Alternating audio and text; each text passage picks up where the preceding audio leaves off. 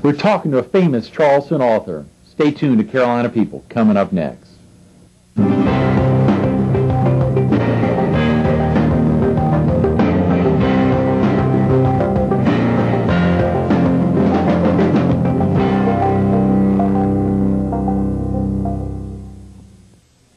Good morning. Welcome to Carolina People.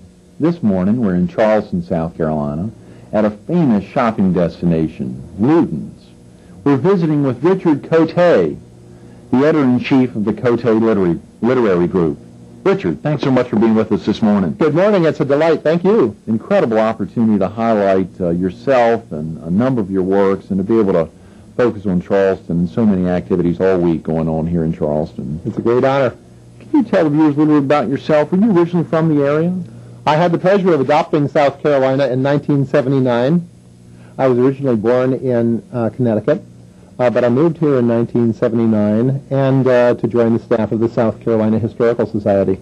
How did you become interested in conducting or getting active with the society there? I had been conducting historical research and writing in Wisconsin, my previous residence, for a number of years. But my parents moved here in the 60s, and I came down, and after 3 visits, I fell in love with Charleston and the incredible richness of the history here.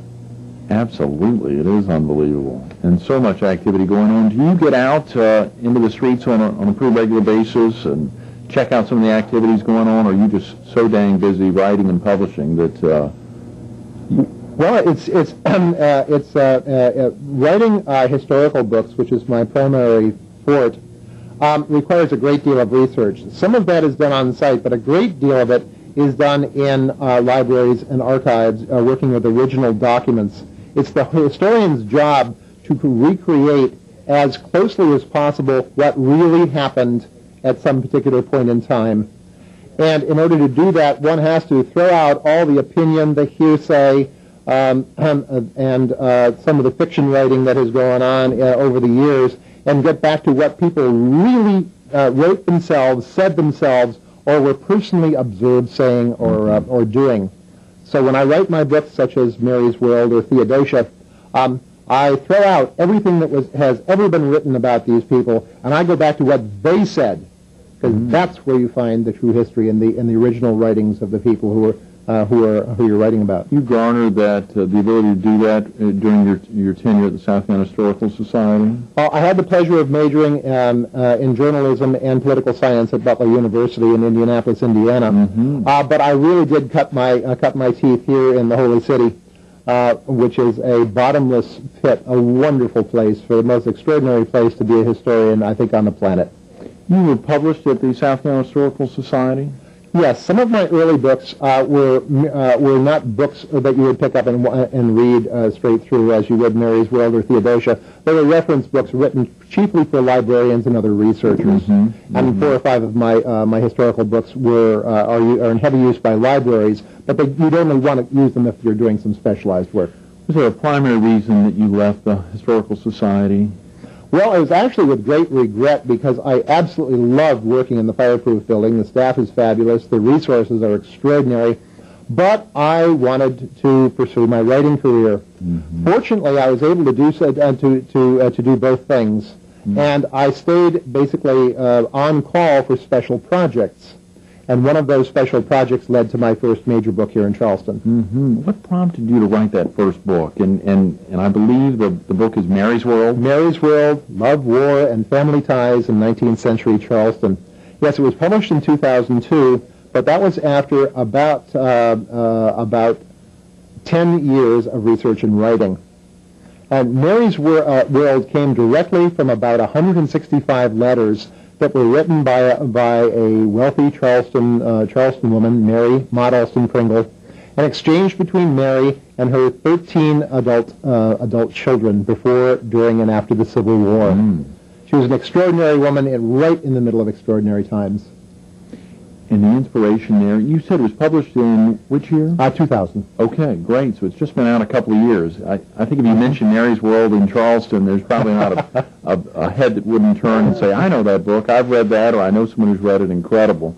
Mary has made an extraordinarily large number of friends in the 21st century. The book is already in its 6th printing, and it's sold over 20,000 copies just in Charleston. And it's because Mary was intelligent. She gave herself a fantastic self-education, because girls were only educated to about the 5th or 6th grade level. Mary made up for that by building a 5,000-volume personal library, giving herself an awesome education, and then passing that education on to her children, and they turned out to be a whole crop of Harvard scholars, Oxford scholars, a California Gold Rush pioneer, a French expatriate, 7 Confederate soldiers, a possible Union collaborator, most incredible family. Golly, Richard. And it was all written directly from Mary's own letters. Right. So to go then into writing fiction, to go then into writing your second book, Redneck Riviera? The Redneck Riviera, yes, sir. What possessed me is what all my scholarly friends ask me. Sure, why? Well, first of all, I'm a Gemini, and as everyone knows, Geminis have 2 personalities. And that was, in my case, I absolutely am fascinated by historical research and writing, reconstructing someone's life just from dry paper. On the other hand, when you do this kind of writing, you can only write about that person, their times, their concerns, their problems. And I wanted to confront and deal with some of the problems of my own generation, which is to say the baby boomers. And also, Mary's World was a huge project. I collaborated with about 75 different people. It took almost 10 years to do the book. And by the time I was done, I just wanted to get my writer's brain back in that place where writing was pure, unadulterated fun again. And someone dropped the title of the book in my lap one day, and I ran home, spent 2 days outlining it, and 6 months later, voila. Do you think you'll continue writing in this form, or do you think you'll ever go back to a historical book? I love both. It looks like I will be alternating between pure history and biography, like Theodosia and Mary's World, and novels such as the Redneck Riviera for some time. They're wonderful refreshers for each other. You mentioned Theodosia. Yes, sir. What led you to do this third book? Theodosia, anything in particular that inspired you? Oh, absolutely. I actually met Theodosia. Theodosia is Vice President Aaron Burr's amazing child prodigy daughter, a girl who by the age of 12 could read 7 languages and spoke 4, who entertained European royalty and Indian chiefs as a teenager in her father's home. And I met Theodosia while doing the research on my first book, Mary's World, because lo and behold, Theodosia Burr Alston and Mary Mott Alston Pringle were sisters-in-law. Oh, God. Theodosia married Mary's brother, Joseph Alston, who went on to become a governor of South Carolina. Amazing. And you have a copy of Theodosia here with you. Yes, sir.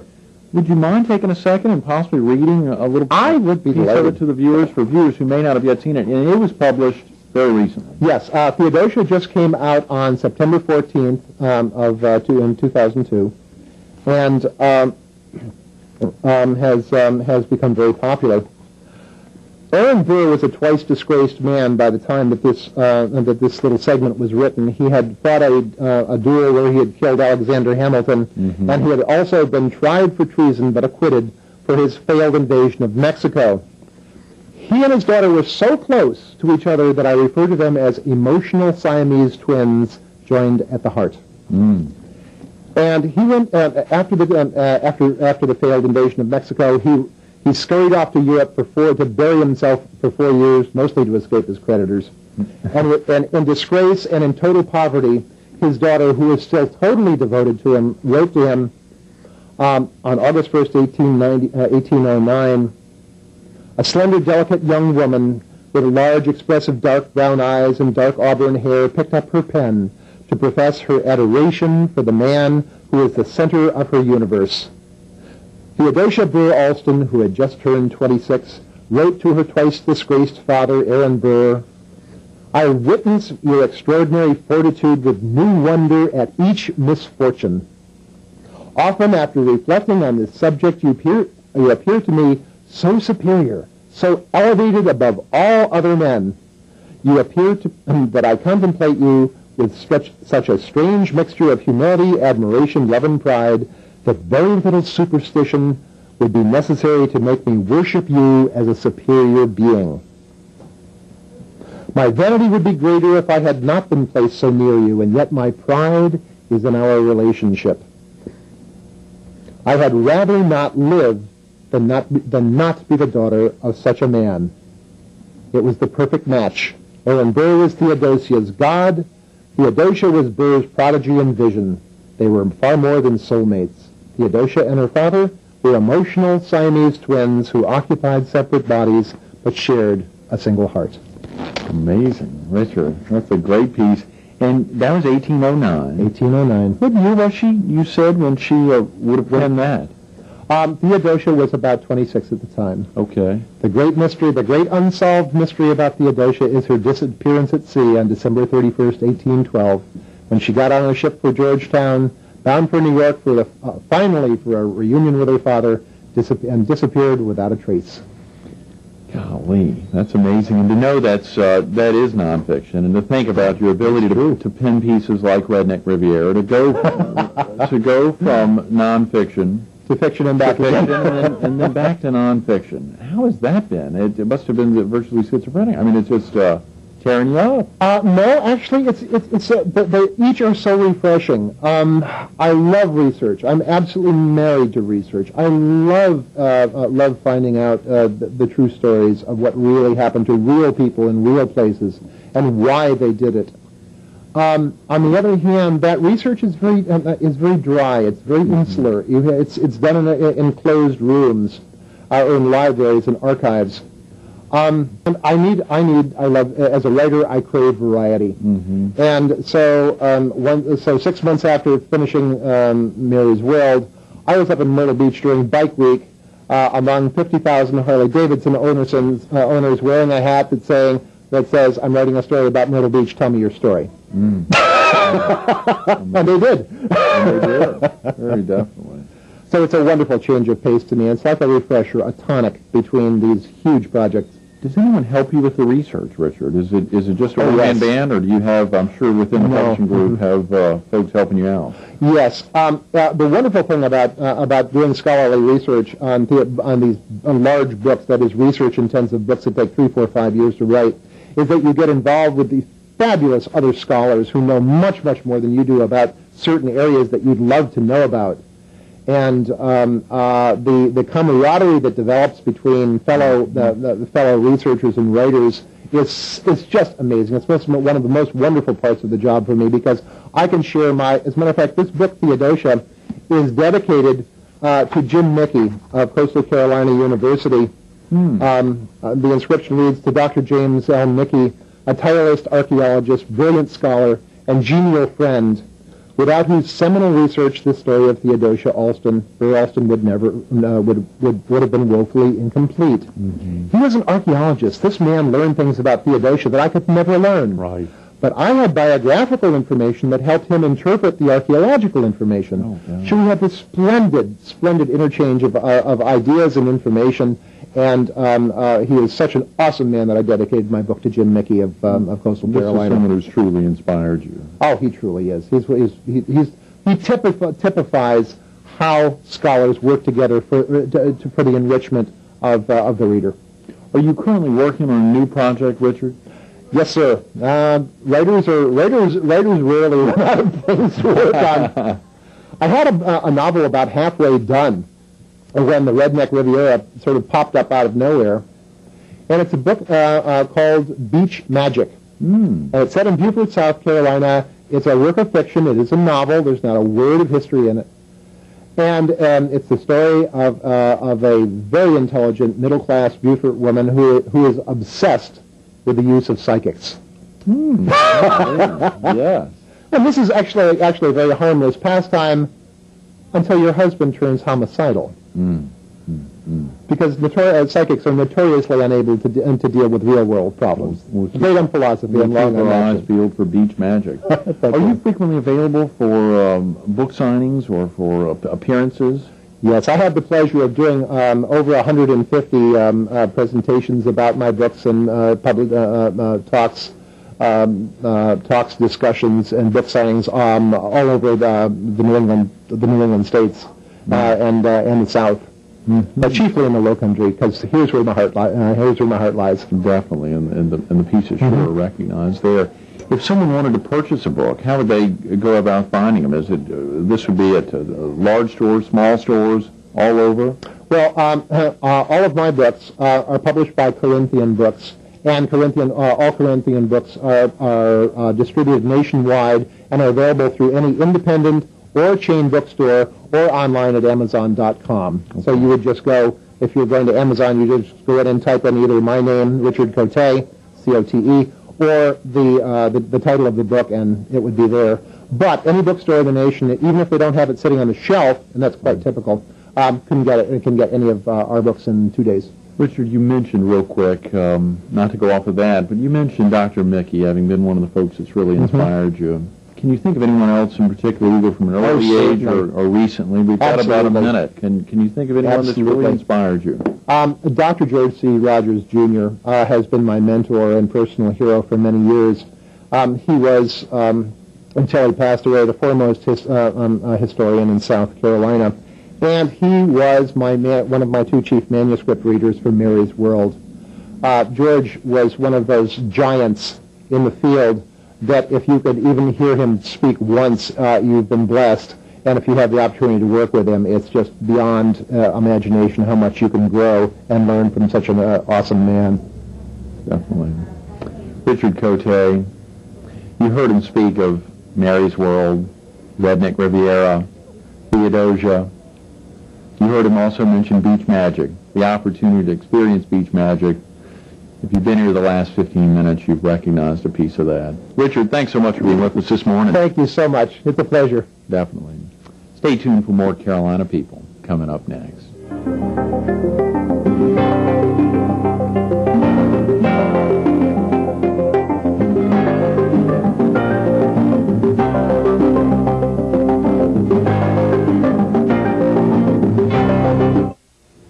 Good morning. Welcome back to Carolina People. This morning we're at Luden's in Charleston. We're visiting with Anna Taylor Blythe of House and Garden Tour and Ghost Walk. Anna, thanks so much for being with us this morning. Thank you for having me. Very definitely, very definitely. Let's talk a little bit about yourself. Are you originally from the area? I was born right down the street on Calhoun Street. Is that right? In Charleston. Here in Charleston. Amazing. Yeah. Are a heck of a lot of folks born in Charleston? I mean, if you're born in Charleston, do most folks stay here? Unfortunately, now they don't.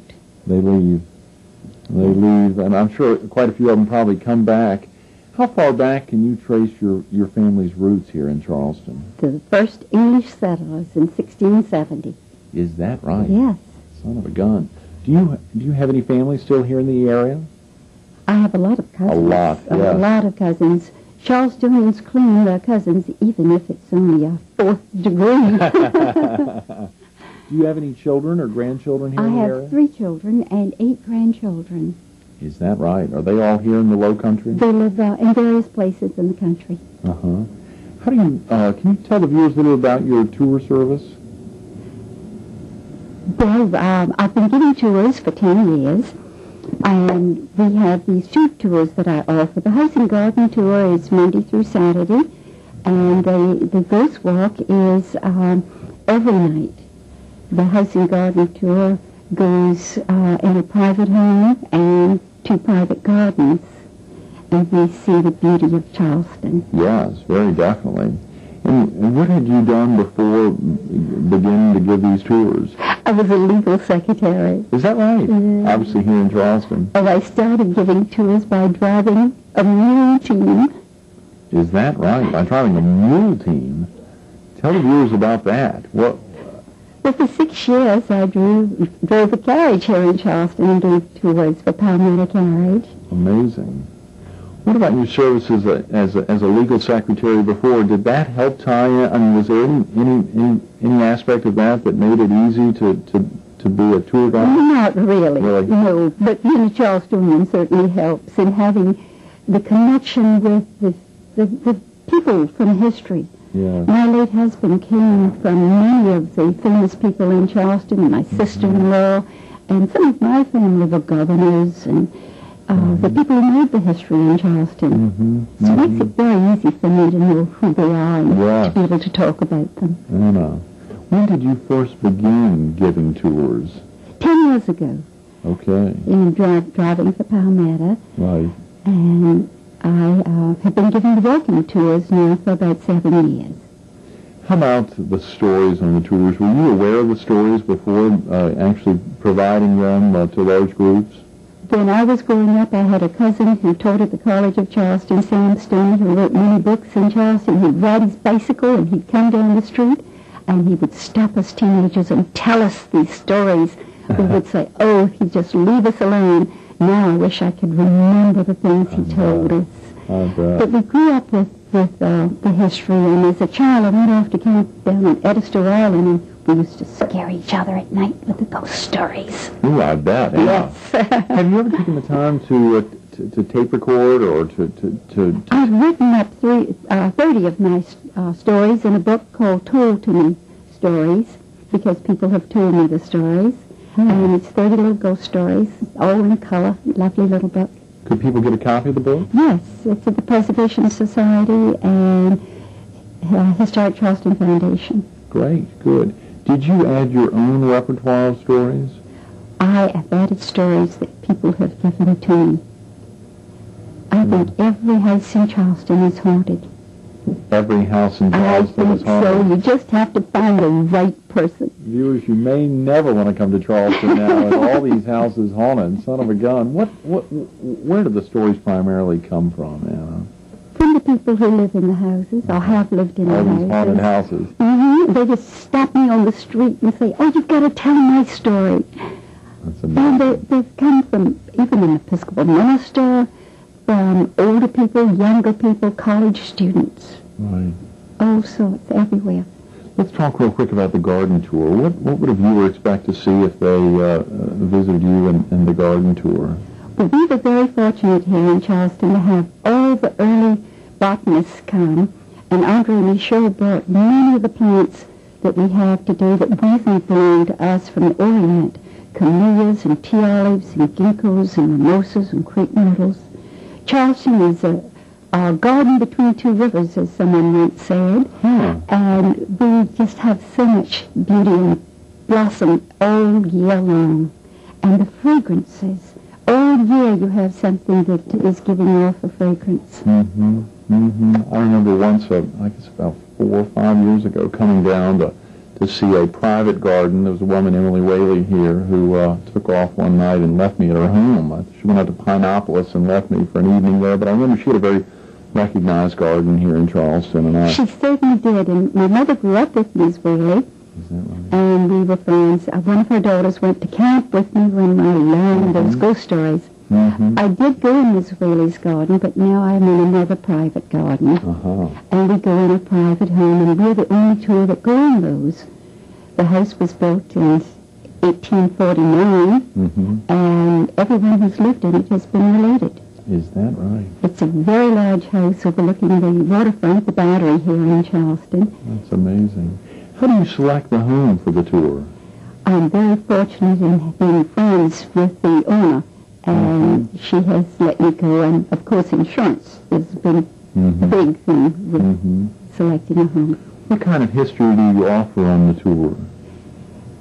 I offer Charleston in an entire different view from other people, because I show how Charleston got the look that we have by plants and by the people who have first built our buildings and then have saved them. If it weren't for groups like the Preservation Society and Historic Charleston Foundation, we wouldn't have the houses to tell about. Which would be recognized as your most popular tour, probably? Oh, the Ghost Walk, because it's so much fun, and it's for all children of all ages. How about the stories that are told on the Ghost Walk? Could you give a flair, or we've got a little more than a minute, but just an idea of what some of the example stories would be? Maybe not to take away anything from the tour, of course, but the excitement to what's the normal when you're talking to somebody for the first time, the opportunity to learn about the Ghost Walk. Are there a handful of words that you provide to create the experience that someone would really want to take a tour? Well, people ask why we have so many ghosts. Mm-hmm. And we say, where is there closer to heaven than Charleston? Why would you want to leave just because you died? Listen to that. You heard it from Anna Taylor Blythe. Why would you want to leave just because you died? Anna, thanks so much for being on with us this morning. Thank you so much. Definitely. Stay tuned to more Carolina People coming up next.